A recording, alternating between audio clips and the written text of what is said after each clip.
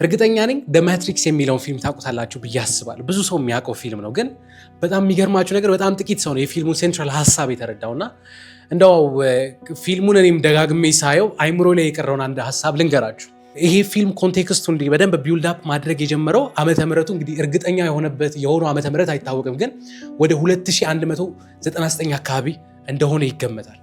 እና በዚህ ዓመተ ምህረት ምንድነው የተፈጠረው ካላችሁ ይሄን እንግዲህ ማወራችሁ ነገር ሞርፌስ ያወራውን ነገር ነው የምነግራችሁ።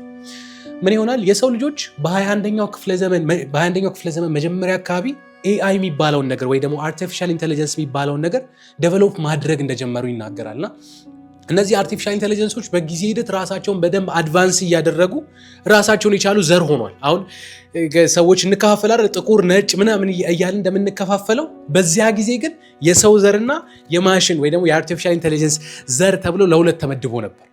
እና እነዚህ ሁለት ክፍሎች አንድ ላይ እየኖሩ የሆነ ሰዓት ላይ እንደተጣሉ ሞርፌስ ይናገራልና ሁለቱ ይጣላሉ። ከዛ በኋላ ሞርፌስ ምን ብሎ ያስባል? መጀመሪያ ማን ስትራይክ እንዳደረገ አናቅም፣ መጀመሪያ ማጥቃት እንደጀመረ አናቅም፣ ግን ይሄ ጥል የሆነ ሰዓት ላይ ወደ ጦርነት እንደገባ ፊልሙ ላይ ታያላችሁ። ጦርነቱ ሲገባ የሰው ልጆች ምን ያደርጋሉ? እነዚህ አርቲፊሻል ኢንተለጀንሶች እነዚህ ኤአይዎች ለመንቀሳቀስ የፀሐይ ኢነርጂ ያስፈልጋቸው ነበር፣ ሶላር ኢነርጂ ያስፈልጋቸው ነበር።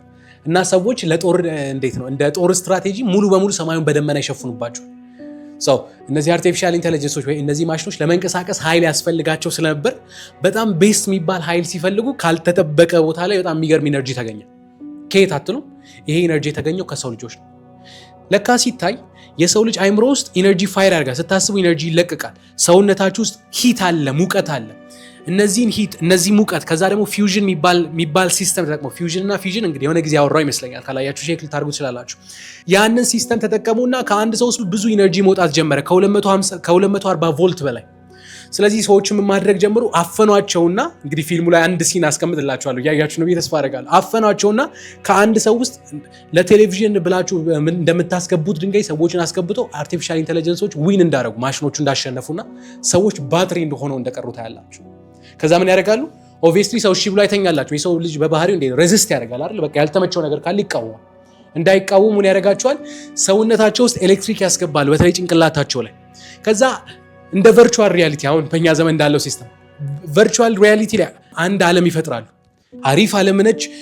ህንፃዎች አሉ፣ ወንዶች አሉ፣ ሴቶች፣ የሚበላ አለ፣ የሚጠጣ አለ። ግን እውነት አይደለም። ልክ እንደ ቨርቹዋል ሪያሊቲ እነዚህ ሰዎች አስተኝተው ከነሱ ኢነርጂ እየወሰዱ አስተኝተው እያኖሩ የነበሩ ሰዎች ናቸው። እና ሞርፌስ ምን ይላል? ይሄኛው ሲስተም እነዚህ ኤአይዎች የፈጠሩት ሲስተም ነው ርዕሱ ላይ የምታዩት ማትሪክስ የሚባለው